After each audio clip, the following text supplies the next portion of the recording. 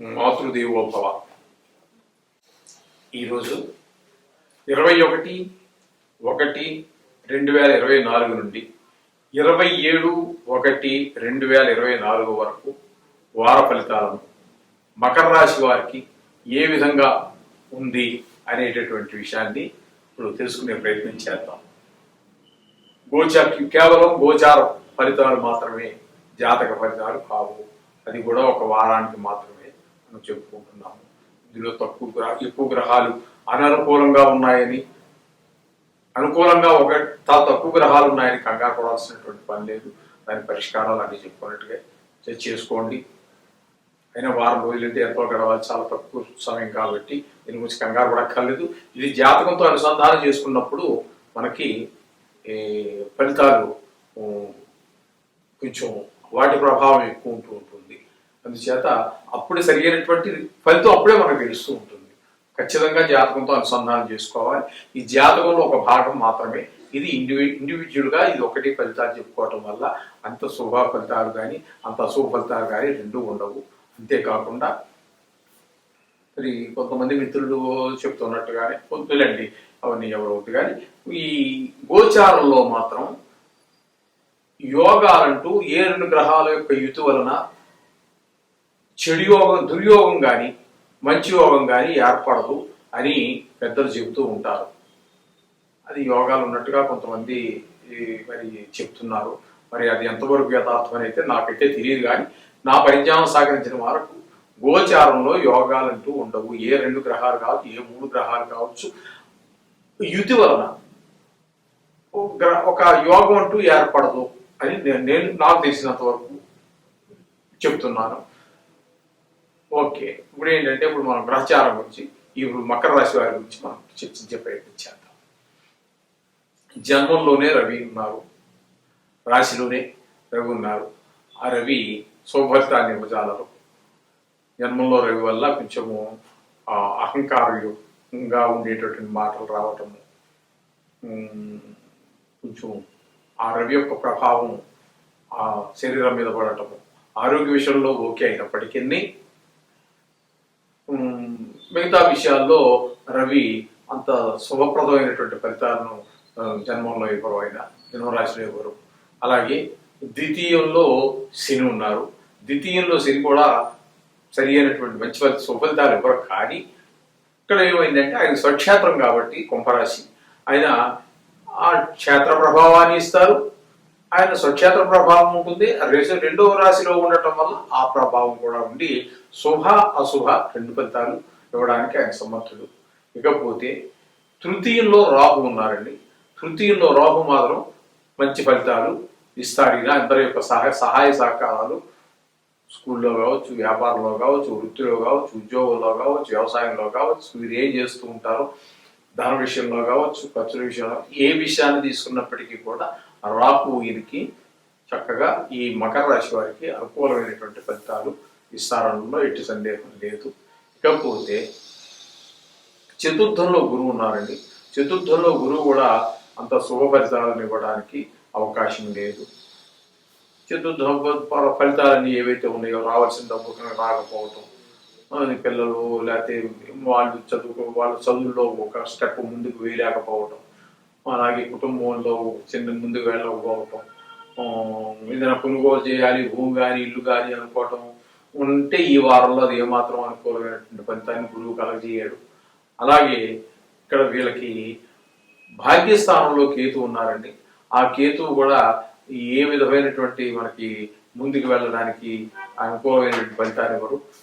అంచేత ఈ భాగ్యానికి సంబంధించినటువంటి ఏదైనా భాగ్యమేనండి. ఆ భాగ్యానికి సంబంధించి చదువు విషయం కావచ్చు, పిల్లల విషయం కావచ్చు, భార్య విషయం కావచ్చు, ఆరోగ్య విషయం కావచ్చు, గృహ విషయం కావచ్చు, పొలం విషయం కావచ్చు, వ్యాపార విషయం కావచ్చు, ఏ విషయం తీసుకున్నప్పటికీ ఈ కేతువు అందులో ఒక అడుగు ముందుకేస్తే 4 అడుగులు వెనక్కి వేసేటటువంటి పరిస్థితి ఉంటుంది. ఆ విధమైనటువంటి పరిస్థితులు ఈ కేతు వల్ల కలుగుతూ ఉంటాయి. ఇకపోతే ఇక వ్యయస్థానంలో 12వ స్థానంలో కుజ, బుధ, గురు, కుజ, బుధ, శుక్ర 3 గ్రహాల యొక్క సంచారం ఈ జరుగుతోందండి వ్యయస్థానంలో.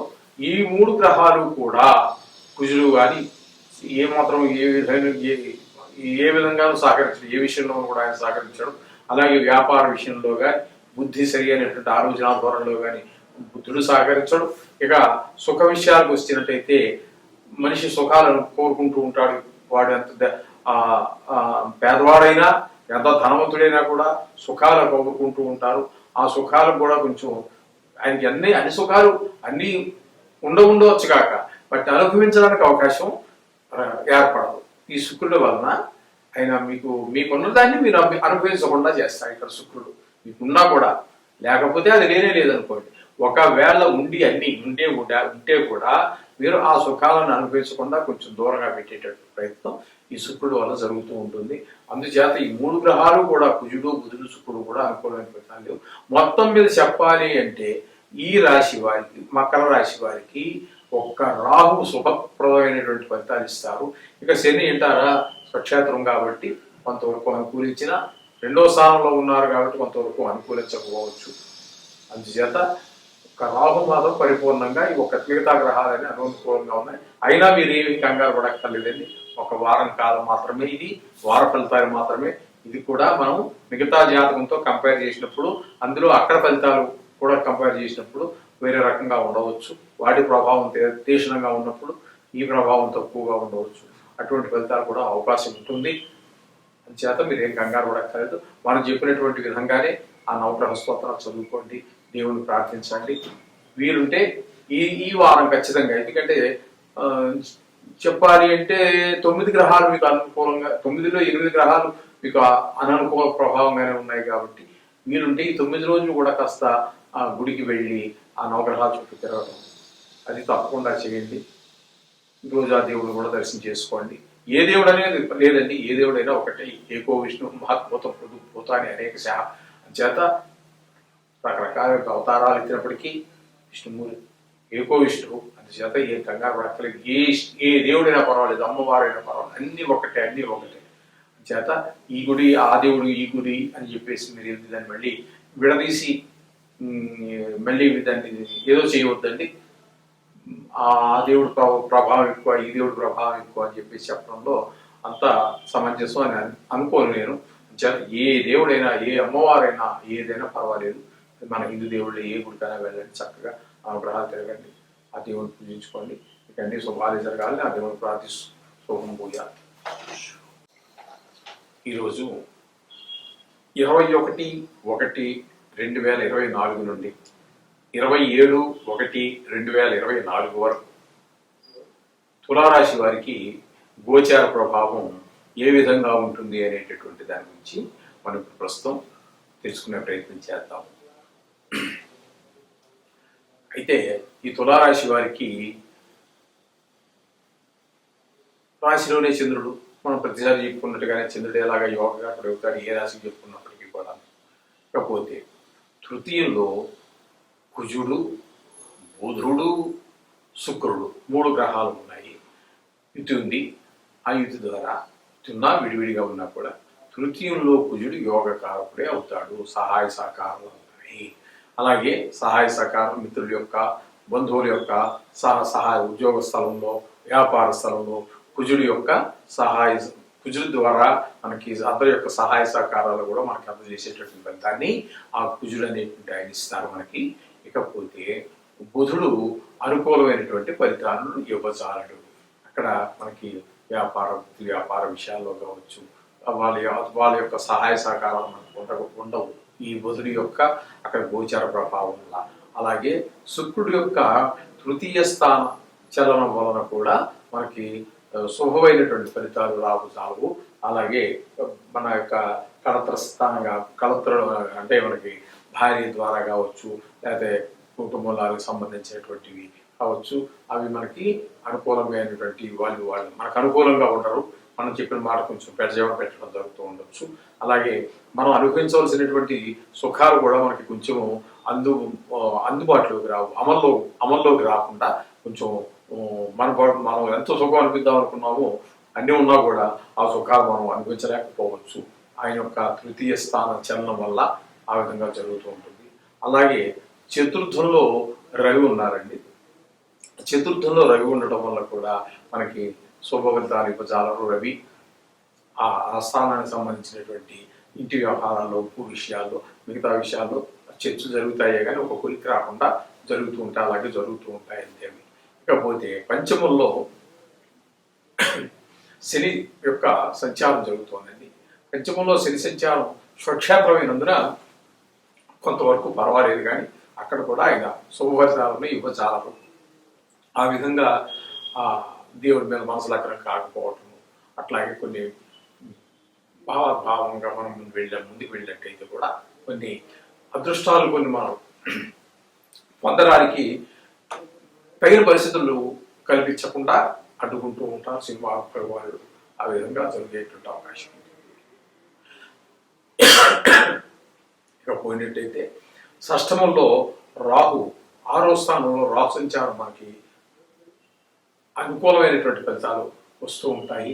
చాలా చక్కటి ఫలితాలు ఉంటాయి. మనకి రావాల్సిన అప్పులు రావటం కానీ, మనకు అప్పులు ఇచ్చేవాళ్ళు మనం ఎన్నిసార్లు అడిగినా ఇవ్వకుండా మొహం చాటుకు తిరిగేవాడు కూడా తనగా తానుగా వచ్చి మన అప్పులు మనకి ఇచ్చేయటము.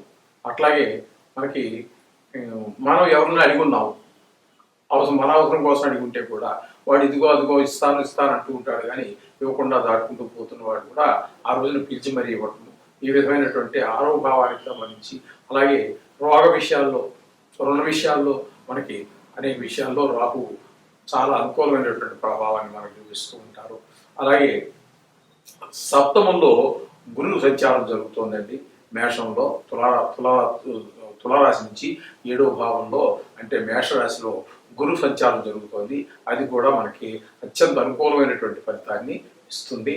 అందుచేత భార్య బిడ్డలందరూ కూడా మనకి చక్కగా వాళ్ళ యొక్క ఆరోగ్యాలు బాగుండటము, మాట తీరు బాగుండటము, పిల్లలకు చక్కగా చదువుకోవటము, ఈ విధంగా సంసారానికి సంబంధించినటువంటి విషయాలన్నింటిలో కూడా చక్కగా కాస్త కుటుంబ పరంగా మనకు రావాల్సినటువంటి ధనమే కాకుండా, గౌరవే కాకుండా అన్నీ మనకు బాగా జరుగుతూ ఉంటాయి. ఇక పోయినట్టయితే వ్యయ స్థానంలో కేతు ఉన్నారండి. ఆ కేతు వల్ల వ్యయ స్థానంలో కేతు మనకి చక్కటి ఫలితాలు ఇవ్వడానికి ఏమాత్రం అనుకూలమైనటువంటి పరిస్థితులు కల్పిస్తారు. ఆయన దత్త ద్వారా మనకి కొంచెం అనవసరమైనటువంటి ఖర్చు, దైవభక్తి లేకపోవటము, కాస్త మనం రోజు పూజిస్తూనే ఉన్నాం కదా, మనకు సరి అయిన ఫలితం రాలేదు అనేటటువంటి ఒక రకమైన భావం, రోజు పూజ చేస్తున్నా కూడా ఫలితం రావట్లేదే అనేటువంటి వ్యతిరేక భావం, ఇలాంటి ఆలోచన కలిగేటువంటి అవకాశం కూడా మనకి కేతువు ఏ స్థానంలో సంచారం వల్ల జరుగుతూ ఉంటుంది. అందుచేత మనకి 4 గ్రహాలు అనుకూలంగా ఉన్నా, 5 గ్రహాలు ప్రతికూలంగా ఉన్నప్పటికీ ఏమి కంగారు పడాల్సిన పని లేదు. ఇది కేవలం గోచారం మాత్రమే, ఒక వారం రోజులు మాత్రమే. ఈ రోజులు ఈ వీటి యొక్క ప్రభావాన్ని, మంచి గ్రహాల యొక్క, శుభగ్రహాల యొక్క ప్రభావం పెంచుకోవడానికి, మనకి అననుకూలంగా ఉన్నటువంటి గ్రహాల యొక్క ప్రభావం తగ్గించుకోవడానికి ఈ నవగ్రహ స్తోత్ర పారాయణ రోజు చేసుకోండి. అన్నిటికీ చెప్తున్నట్టే నిత్యము మనం చేసుకునే పూజ అలాగా ఉండడం, అది కూడా చేసుకోండి. అన్ని మీకు అనుకూలమైన పరిస్థితులు వస్తాయి. దేనికి కంగారు పడక్కర్లేదు, దేనికి భయపడాల్సిన పని లేదు. శుభం భూయాత్.